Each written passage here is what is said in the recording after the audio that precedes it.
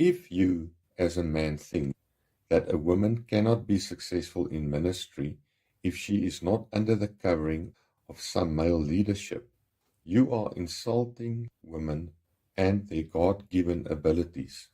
Thus, you are insulting God and His creation. Men don't play God. If God placed an anointing on a woman and called her to her own ministry, even if it is your own wife, respect her and respect the Lord's calling on her life, and give her the space to flourish in that which she is anointed and called for.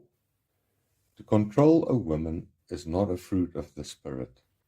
Control is a demon spirit. It is a spirit of control working through a person. No man has the right to control any woman, even if it is your own wife, in deciding for her how and when she is allowed to do ministry. God called her in her own right to do that ministry, not you. And Jesus will be her covering in her ministry, not you.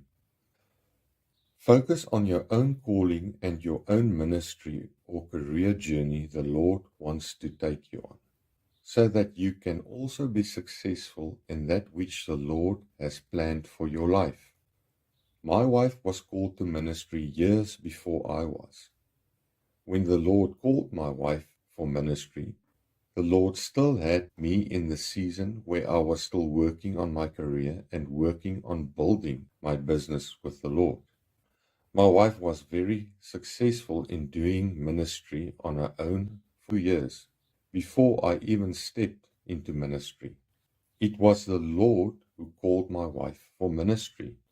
It was the Lord who anointed my wife for ministry, and it was the Lord who was and still is her covering in ministry.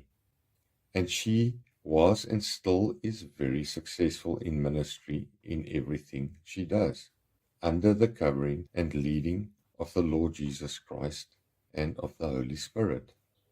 Because I could see the Lord's calling on my wife's life, and I gave my wife the respect and space she needed to walk her journey out with the Lord could take my wife on her own journey and could also take me on my own journey at the same time. And both me and my wife today, in ministry and in business, are enjoying the fruit of what the Lord's plan was for both of us individually and as a married couple. And we are excited to see where the Lord will take us in future.